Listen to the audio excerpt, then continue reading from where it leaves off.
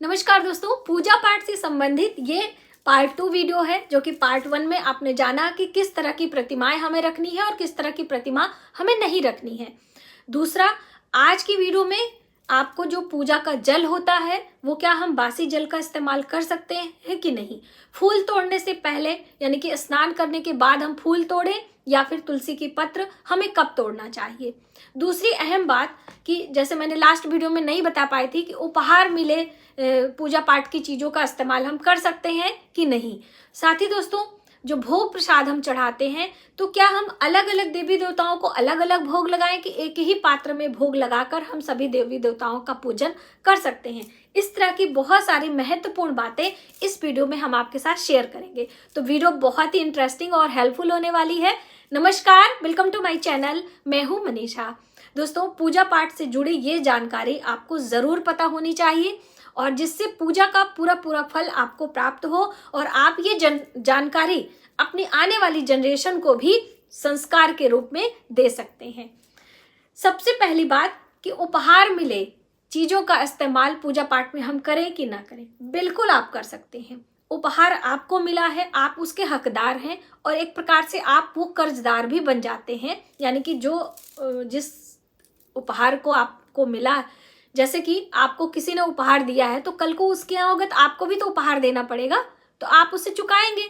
तो इसलिए आप बिल्कुल बेफिक्र होकर आप अपनी पूजा में वो चीज़ों को इस्तेमाल कर सकते हैं। और ऐसा नहीं कि वो पुण्यफल सारा उसी को मिलेगा, अरे उसे भी मिलेगा, आपको भी मिलेगा। ठीक है, ये लास्ट वीडियो का ही क्वेश्चन था जिस उसमें फुलफिल नहीं हो पाया था।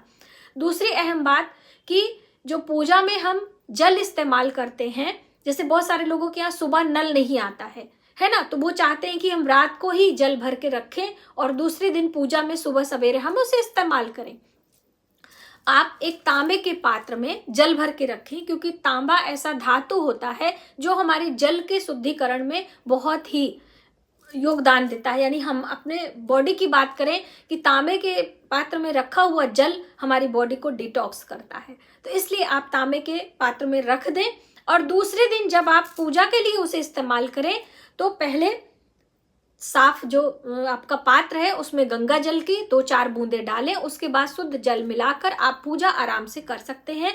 बासी जल यानी एक दिन का भरा हुआ जल आप इस्तेमाल कर सकते हैं, उसमें कोई परेशानी नहीं है। दूसरी अहम बात जो आपके सवाल है कि फूल हमें स्नान करने से पहले तोड़ना है कि बाद में तोड़ना है। देखिए, ये मैं आपको टाइम से बताती रहती हूँ छोटी छोटी जानकारी, फिर भी आप लोग वीडियो नहीं देखते हो, तो चलिए कोई बात नहीं है। फूल आप बिना स्नान किए भी तोड़ सकते हो, स्नान करने के बाद भी तोड़ सकते हो। अब जैसे कि मान लीजिए आपने अपने गमले में बहुत सारे प्लांट्स आप लगा के रखे हैं, अब एक बार आप फूल तोड़ने जाएंगे, फिर दोबारा स्नान करेंगे, फिर आप तुलसी पत्र तोड़ेंगे, बिलपत्र तोड़ेंगे, समी पत्र तोड़ेंगे, क्योंकि ये सारे जो पेड़ पौधे हैं ये देव वृक्ष के अंतर्गत आते हैं और इन्हें हम बिना स्नान किए स्पर्श नहीं कर सकते हैं। तो फिर मन में दुविधा होती है, बार बार आपको जाना पड़ेगा, इसलिए आप स्नान करने के बाद जाएं, फूल भी तोड़ लें, बिलपत्र भी तोड़ लें, समी पत्र भी तोड़ लें, सभी प्रकार के जो पत्ते हैं आप तोड़कर प्लेट में रख लें। और जब पूजा करने से पहले हम स्नान यानी कि इस तरह से अपने ऊपर जल का छिड़काव करते हैं, आप शुद्ध हो जाएंगे, उसमें कोई परेशानी नहीं है। आपके पास फूल नहीं भी है तो भी आप पूजा कर सकते हैं। मानसिक विधि से हम देवी देवताओं को ध्यान करके मानसिक रूप से पुष्प चढ़ा सकते हैं। जैसे कि हर दिन पूजा में हम अक्षत का इस्तेमाल नहीं करते हैं, हम सिर्फ पुष्प चढ़ाते हैं, चंदन लगाते हैं और भोग मिष्ठान लगाते हैं। तो अब जैसे कि लड्डू गोपाल, जैसे कि शिवलिंग, जैसे कि राम दरबार, शिव परिवार, इस तरह की प्रतिमाएं हम अपने पूजा मंदिर में रखते हैं, तो हमें ये कन्फ्यूजन होता है कि हम किसे भोग अर्पित करें और कैसे कितना भोग लगाएं। तो आप जितना भी भोग लगाएं, यानी कि आपके छोटा सा पूजा मंदिर है तो छोटे से पात्र में आपको एक स्थान पर भोग रखना है और उसी भोग को जल घुमाकर निवेदन की भावना से सभी देवी देवताओं को भोग आपको बस भाव से आपको देना है कि आपको ये सभी चीजें श्रद्धा भाव से हम निवेदित। जब हम कोई चीज चढ़ाते हैं तो समर्पण की भावना से, तो क्या पुष्पम समर्पयामि, अक्षतम समर्पयामि, वस्त्रम समर्पयामि, समर्पण की भावना से सभी चीजें हम देवी देवताओं को समर्पित करते हैं। लेकिन जब हम भोग लगाते हैं तो भोग के समय हमें समर्पयामि नहीं कहना होता है, उस समय हमें कहना होता है नैवेद्यम निवेदयामि, यानी नैवेद्य हम निवेदन कर रहे हैं, प्रार्थना कर रहे हैं। जैसे कि हम कभी किसी के यहाँ आप जाते हैं डिनर पर तो लोग कहते हैं आइए आइए चलिए सर भोजन करने के लिए, भोजन तैयार, ऐसे ही आपको निवेदन करते हैं।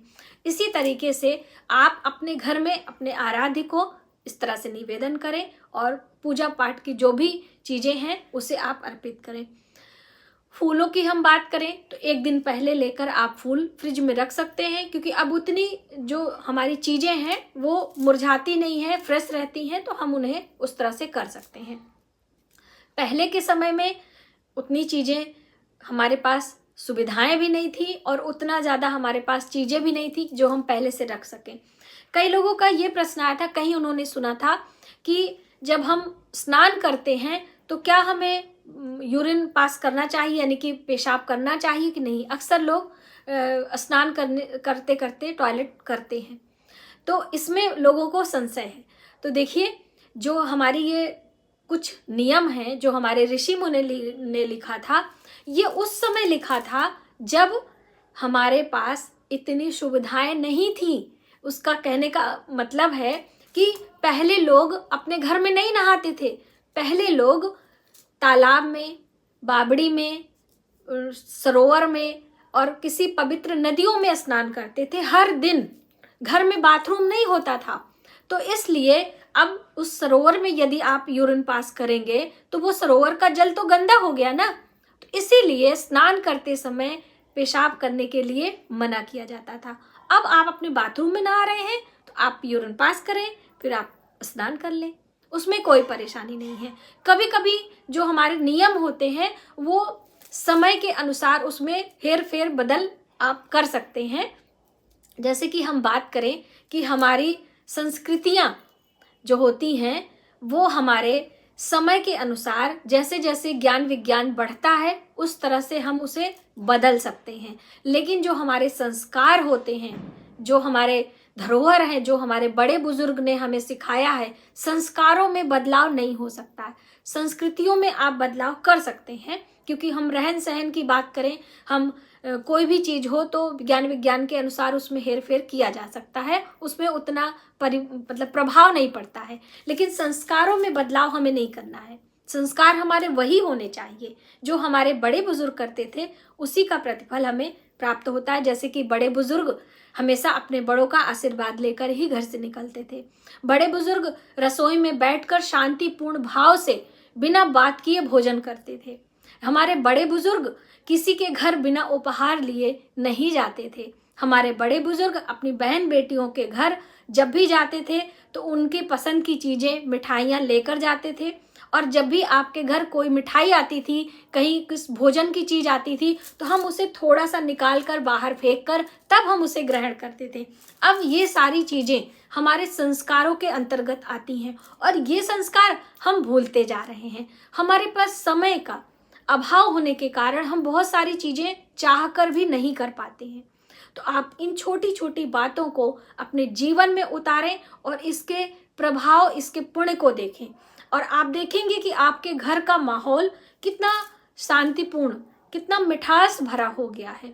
आजकल सभी के घर में एक दूसरे के पास समय नहीं है बैठने के लिए। लोग टहलते टहलते खाते हैं, टहलते टहलते अपना जो सुबह का ब्रेकफास्ट कह लीजिए, लंच कह लीजिए, लैपटॉप पे काम करते करते, इसी से इतनी एंजाइटी, इतना हाई ब्लड प्रेशर, इतनी चीज़ें हमें अलग रूप में देखने को मिलती हैं।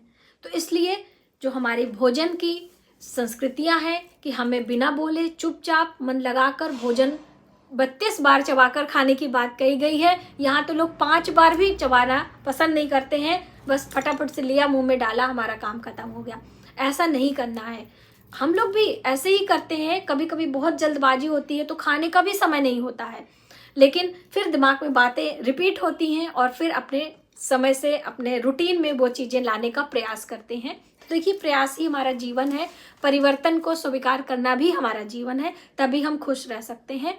तो आप इन छोटी छोटी बातों का ध्यान रखें और अपने जीवन को खुशमय बनाएं।